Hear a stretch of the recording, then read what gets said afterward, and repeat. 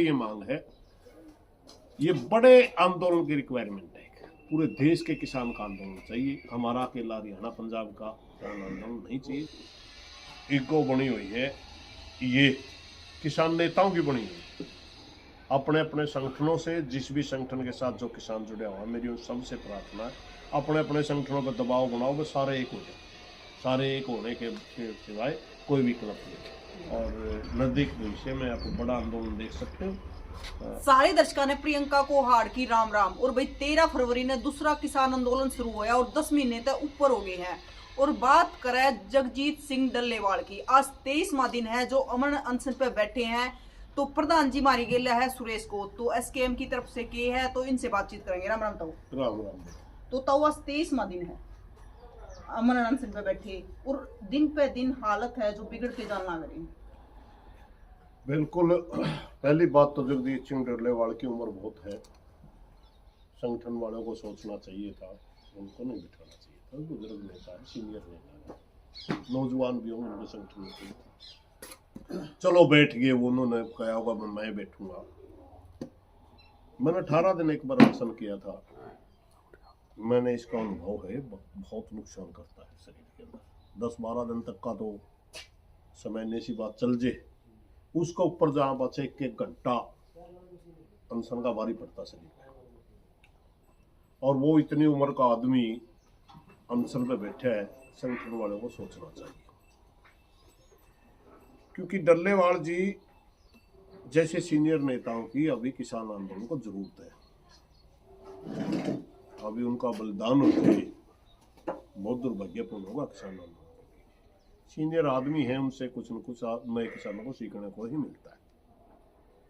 दूसरी बात, एक बात मेरे दिमाग में जिस दिन अनशन चल रहा है उसी दिन तक एक अलग टाइप की चल रही है। अनशन होता है किसी साफ आत्मा का आदमी को गद्दी बैठा हो, उसके पास सूचना नहीं पहुंच रही हो, अनशन से वो चीज पहुंच जाए।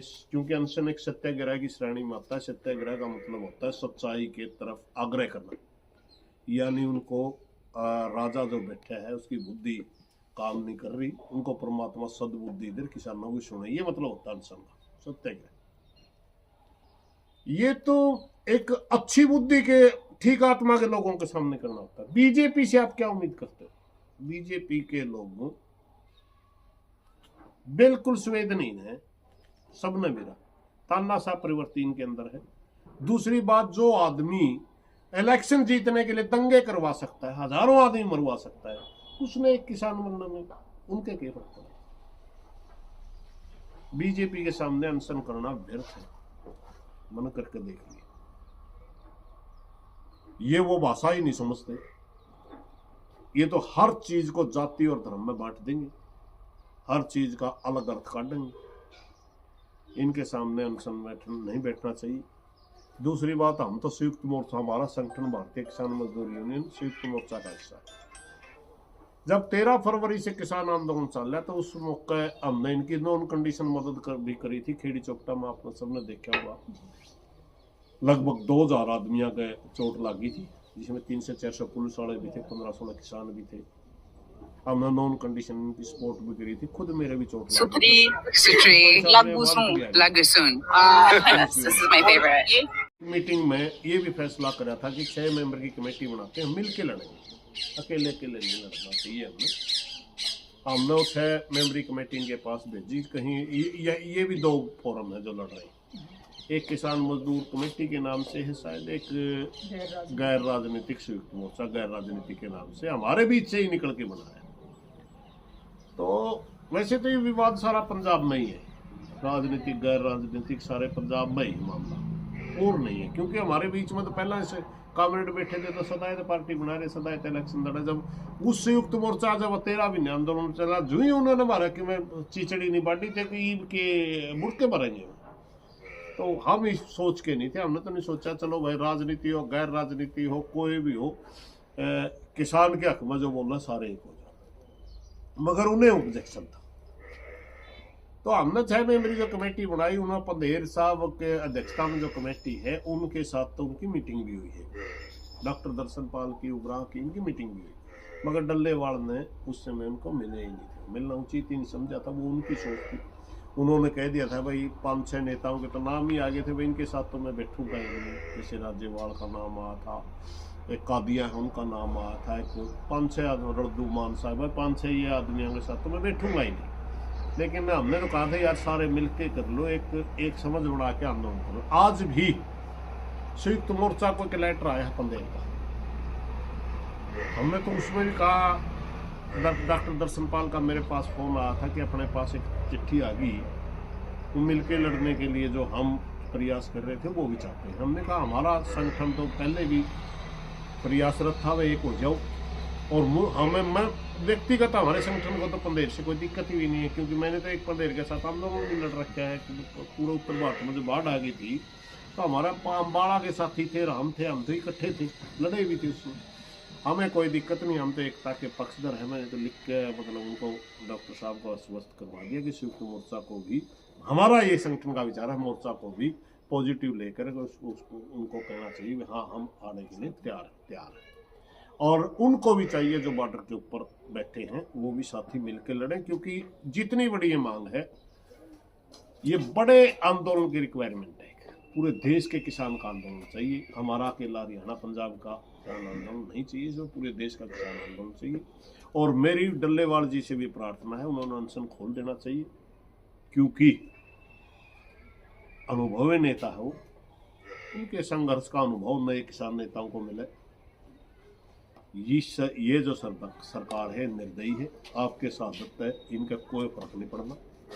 ये मजाक उड़ाएंगे बाद में, ये वो लोग हैं ही नहीं जिनको आप समझ लेते। इनके सामने तो सीधा छाती अड़ा के लड़ना ही सबसे बड़ा विकल्प है। तभी तो ये थोड़े बहुत मान जाए तो मान जाए, नहीं तो अब हमारे को उस आंदोलन में क्यों मानने थे, बहुत से साथियों को पता नहीं। उस आंदोलन को यूपी के इलेक्शन की वजह से मानने थे। अगर इलेक्शन नहीं आता तो हम और बैठे रहते, वैसे नहीं मानना था। अब ये जब पंजाब का इलेक्शन आवा उस मौके तो मान ले तो केवरा मान ले, नहीं तो नहीं मानेंगे। ये सिर्फ इलेक्शन के नज़दीक जाके ही जनता से बात करते। और दूसरी बात तो एमएसपी के लिए लड़ रहे हैं। अब हरियाणा सरकार तो कह रही है हम तो दाना दाना खरीदेंगे, सारी फसलें खरीदेंगे। अगर हरियाणा का के विषय में हम बात कर दी, लेकिन हम मात्र हरियाणा को मिल रहा है इसलिए घर नहीं बैठ सकते। लेकिन तो आप कह रहे हो कि दाना दाना खरीदेंगे, वो इनका कहना। लेकिन उसके बावजूद भी आपने देखा होगा कि जीरिया में किसान रोड पे थे। बेकायदगी हुई। मैंने खूब मंडियों में, मतलब नमी के नाम से और मॉइस्चर के नाम से काफी कट लग गए, मंडियों में खूब गया, वो बेकायदगी खूब हुई। लेकिन उसके बावजूद भी मान लेते हैं, सपोज कर लेते हैं, चलो हरियाणा सरकार कहती है, मान लो मैंने कह दिया हम तो एमएसपी की लड़ाई लड़ेंगे, और हरियाणा सरकार का प्रधान जी हम तो दे रहे हैं पहले। लेकिन पहली बात तो वो कानूनी गारंटी नहीं है, अगर खरीद भी रहे हैं तो अब कानूनी गारंटी नहीं। दूसरी बात, अगर हमें किसान की बात कर रहे हैं तो किसान तो पूरे हिंदुस्तान का हमारा भाई है, हम वर्ग की बात कर रहे हैं ना। बिहार के किसान का क्या कसूर है, उत्तर प्रदेश के किसान का क्या कसूर है, नीचे दक्षिण भारत के किसान का क्या कसूर है। हम तो कहते हैं कि एमएसपी के जो 23 फसलों के ऊपर एमएसपी आप तय करते हैं, सारी फसलों का तो अभी जिक्र ही नहीं, मात्र 23 फसलें, क्योंकि वो भी किसानों की जीडीपी का मात्र 27 और 28% हिस्सा है, बाकी तो सारी ओपन मार्केट में है। इन 23 फसलों में जिनमें एमएसपी आप तय करते हैं, इनकी तो कानूनी गारंटी दो कम से कम। सिर्फ इतनी सी लड़ाई है। और ये भी लड़ाई हमने पूरे देश की जो 110 करोड़ लोग हैं किसानी से संबंधित, किसानों से जुड़े हुए, सारा भाईचारा जब इकट्ठा होगा तब हमारे को मिलेगी। और सारा भाईचारा इकट्ठा तब होगा जब इस किसानों के बीच में जो काम करने वाले संगठन, लगभग 2000 संगठन इस देश के अंदर, सारे के सारे मिलकर आवाज उठाएंगे तो ये संभव है। वरना मोदी सरकार पहले डे कानून उल्टी लाने लग रही। हम तो 23 तारीख ने इनके डल्लेवाल जी के समर्थन में और इनके समर्थन में भी अपने काले कानून जो मोदी बैक दरवाजे से दोबारा लाने की कोशिश कर रही है, सारे के सारे स्टेट गवर्नमेंट्स को उन्होंने लेटर लिखा है, उनके खिलाफ 23 को प्रदर्शन कर रहे हैं। तो ये सारी की सारी चीजें सोचनी चाहिए। हम तो एकता के पक्षधर थे, एकता के पक्षधर हैं और आगे भी मिलकर लड़ने में विश्वास करते हैं। हम ना किसान आंदोलन से दूर हैं। और दूसरी बात, मैं सरकार को भी एक बात कहना चाहूँगा, सरकार भी ज़्यादा तानाशाही बनाती है। कोई भी संगठन काम करता है, आंदोलन लड़ता है, उससे बातचीत का रास्ता निकालना चाहिए। सरकार ने उसका बातचीत से हल ढूंढना चाहिए। ऐसा नहीं इग्नोर कर रहे, आप 22-23 दिन तक एक बूढ़ा आदमी अनशन पे बैठे, आप उसकी सुन ही नहीं रहे। ऐसा नहीं होना चाहिए, बातचीत से रास्ता निकलना चाहिए। डल्लेवाल साहब का कहना है कि मतलब किसानों की आत्महत्या को नहीं रोक पाए, उनकी मांग पूरी नहीं करवा पाए, तो फिर हम किस चीज़ के नेता हैं? चलो वो ठीक है, लेकिन हाँ रही बात समाज, हम एक सामाजिक संगठन, हम जिस वर्ग की के लिए संघर्ष करते हैं, जिस वर्ग की आवाज उठाते हैं, आवाज उठान अगर हम आवाज नहीं उठाते, हम बोलते नहीं, फिर तो हम दोषी हैं। मारना ना मारना तो सरकार का काम है। अब आप बुलाइए, हरियाणा का किसान ने खूब मेहनत करी, भाई बीजेपी सरकार ने किसान जमा मार दिया, जनता ने बीजेपी को वोट दे दिया, समझिए ना। ये चीज तो फिर जनता ने देखनी चाहिए ना। अब किसान संगठन का ये काम है कि अगर देश के अंदर आत्महत्या हुई, उन पे बोल रहे, कर्जे से दब रहे, उन पे बोल रहे, एमएसपी नहीं मिल रहे, उन पे बोल रहे, जितने भी किसानों के साथ यूरिया नहीं मिल रहा है या डीएपी नहीं मिल रहा, उन पर अगर किसान संगठन नहीं बोलता तो किसान संगठन दोषी है। अगर किसान संगठन बोलता है और किसान उनकी बात के ऊपर अमल नहीं करता, उनकी अपील पे इकट्ठा नहीं होता, या इन सब के बावजूद, उसके बावजूद उसी गवर्नमेंट को आप जिता देते हो, तब किसान संगठन दोषी नहीं रहता। अब डल्लेवाल जी का ये मानना है कि भाई हम आत्महत्या नहीं रोक पाए, आपने आवाज उठाई है, साथ देना किसान का काम, आपकी आवाज सुनी नहीं गई, किसान की आवाज सुनी नहीं गई, सजा देना जनता का काम है। जनता को वो सत्ता से बाहर कर देना चाहिए उनको, मगर जनता तो उन्हीं को वोट दे रही है। आप अपना फर्ज पूरा कर रहे हो डल्लेवाल साहब, लेकिन जान इन निर्दयी लोगों के हाथ में जान नहीं देनी चाहिए। ये तो राजी है आपके उस पर, अगर कोई किसी का नुकसान होगा आपका बलिदान तो किसान का होगा, इनका कुछ नहीं बिगड़ने वाला, इसलिए इनके साथ घनासा उस में जाना ही नहीं चाहिए। ये तो उस लड़ाई को जड़ते ही नहीं। तो अगर बात अपने अड़े की करें तो प्रशासन में भी हलचल हो गई है। कल हमने देखा कि उजाना में भी एसपी सत्ता और आगे भी पुलिस प्रशासन देखा। देखिए ये तो आदेश इनका, क्योंकि देखिए गृह मंत्रालय एक सोच समझने की बात है, जितना गृह मंत्रालय 60% स्टेट गवर्नमेंट का होती है, लॉ एंड ऑर्डर, 40% आदेश इसमें सेंटर के गृह मंत्री लगे माने जाते हैं। जो आईपीएस लॉ भी है ना, वो सारी गृह मंत्रालय के सेंटर वाला मंत्रालय, नीचे का जो प्रशासन है उसका ड्यूटी लगवाना तो इनका काम है, स्टेट वाले बदलेंगे एसपी यादव, मगर उन्होंने ऑर्डर उनकी फॉलो कर दिया। अब ऊपर से दिल्ली से गृह मंत्रालय आदेश दे रहा है कि आपने पंजाब का पत्ता भी नहीं कुछ कर देना हरियाणा। और हरियाणा गवर्नमेंट अगर खुद विपक्ष की गवर्नमेंट होती और मुख्यमंत्री दबंग होता, वो तो कह देता मैं मेरे स्टेट में नहीं रोकने देता, तब तो उन्होंने मानना पड़ता।